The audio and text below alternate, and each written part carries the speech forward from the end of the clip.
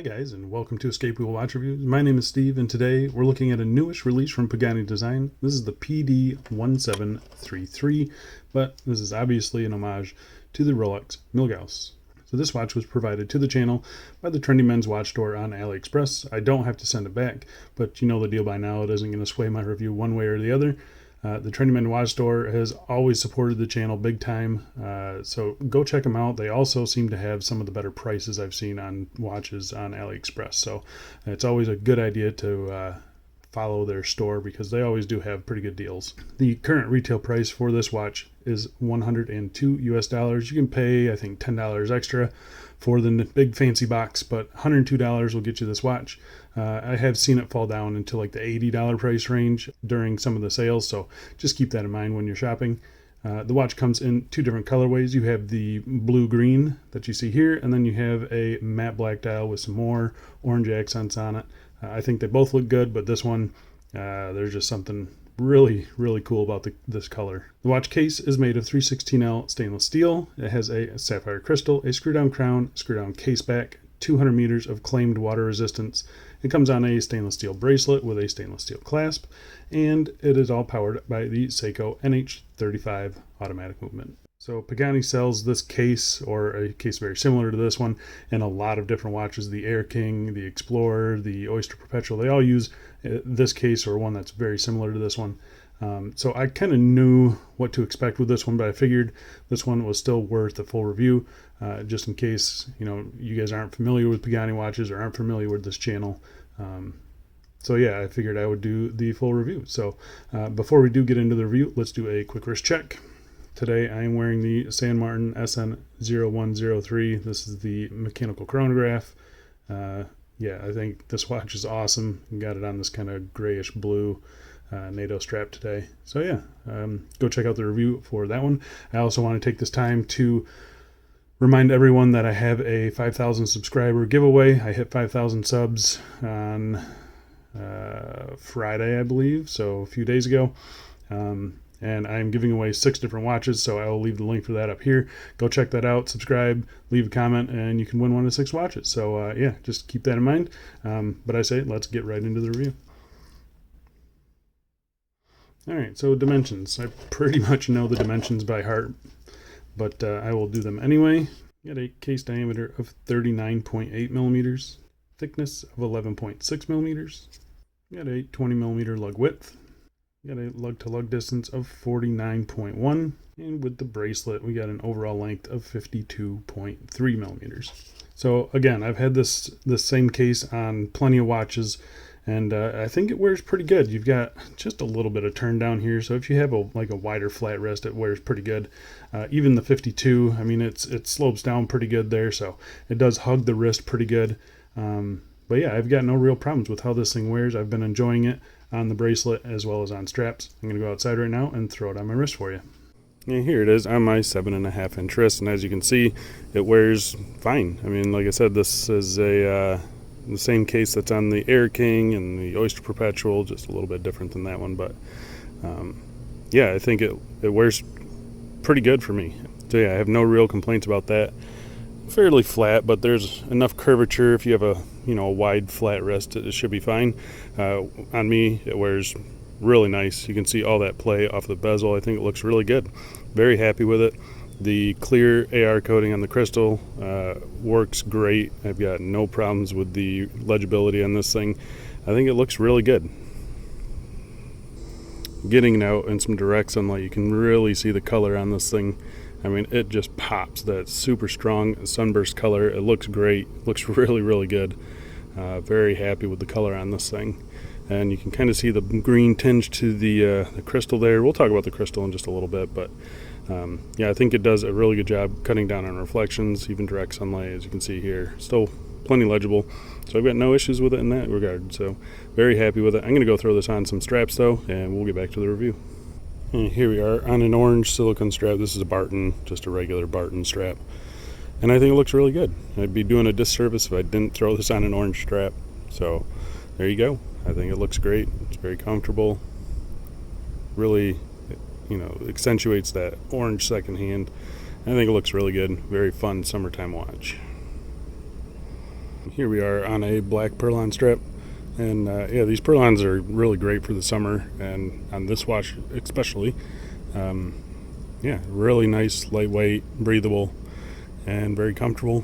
And I think, you know, for a summertime watch, this strap is just perfect for it. So yeah, I do really like it. I think it looks pretty good. Here we are on a dark blue NATO strap. This is more just to show what the watch will look like with 2 layers underneath it. And it still sits up pretty fine, I think.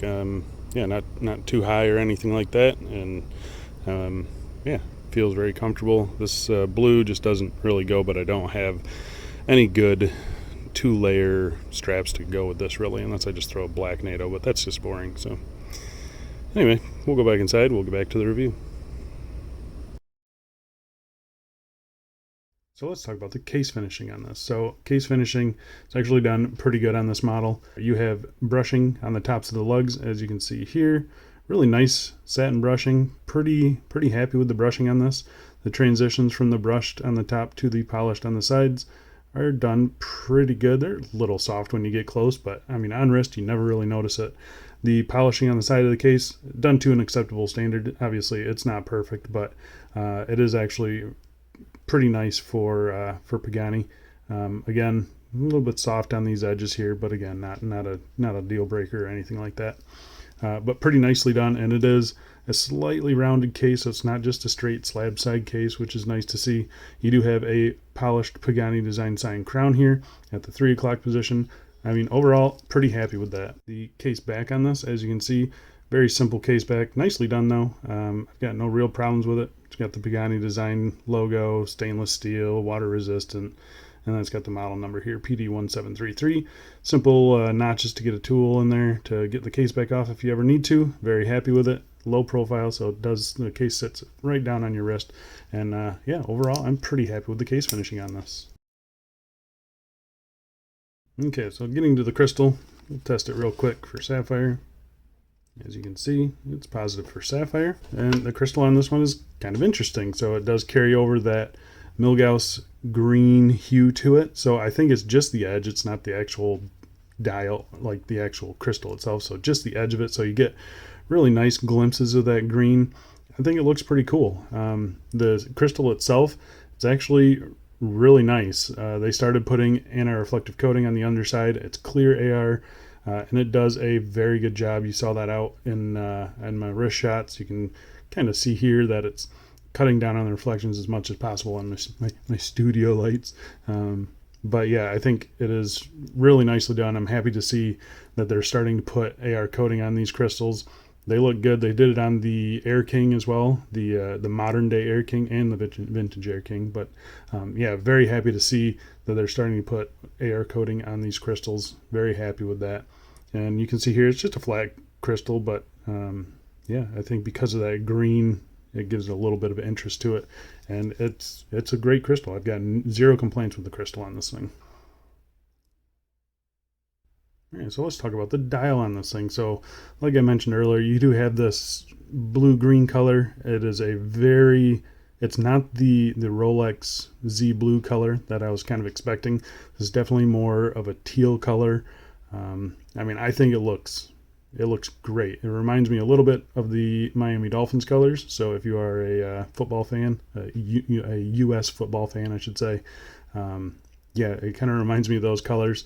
I think it looks really, really good. It's a very summery watch. I've been wearing the heck out of this thing just because it's so bright and so colorful and kind of fun. So yeah, really happy with this color. You got a very strong sunburst effect on the dial there, as you can see. Really, really happy with it. The applied indices on this, done really good. I think they actually bumped up the size of these as compared to like the Oyster Perpetual, the PD1690. So it's a little bit bolder, a little bit easier to read. Same with the handset. They kind of bolded this up a little bit. Really happy with the handset on it. Really happy with the indices. Everything's applied nicely. The applied shield at 12 o'clock, again, done nicely. I know missing that Pagani design text is kind of a love-hate thing. I personally like just the minimal branding. I like it a lot. I've got no problems with it. And you see down here, this UGS branding, they've actually removed that from all future releases. So they're not going to be using that UGS branding. It should just say automatic down here, and that's it. So otherwise, all the other printed bits on the dial. They do get lost from time to time, as you can kind of see in certain lightings, but for the most part they are perfectly legible. You have the 5-minute markings here in orange, everything else printed in white, and it's all done pretty nicely. I've got no major complaints with it. You do have that really cool lightning bolt second hand sweeping around the dial there. Really happy with it. I think the handset is nicely done, nicely sized. Yeah, and it was kind of a surprise to see that from Pagani. So kudos to Pagani. They seem to be listening and seem to be improving their watches on every release. So very happy to see that. The lume on this thing, I'm going to pop up a lume shot right now. It is a mixed bag. The dial is actually pretty good. Even the hands have a pretty bright burst at first, but the hands do fade before the dial does, and that's just disappointing. As you can see here against some of the other watches in the collection, the dial holds on pretty strong, but the hands just fade, and that's the last thing you want to fade is the hands. So Pagani still needs to step up their game when it comes to lume. All right, so let's talk about the movement in this thing. So the movement is operated by this 3 o'clock screw down crown. Really nice, smooth screw in and screw out action. You get a nice satisfying pop out of the crown when it disengages from the threads. First position, hand winds it. Very nice, very smooth and quiet. Second position, it is a ghost date position. This is the NH35, so there is a date wheel back here. So the second position does nothing. Third position hacks the movement. So again, Seiko NH35, it hacks and hand winds 21,600 beats per hour.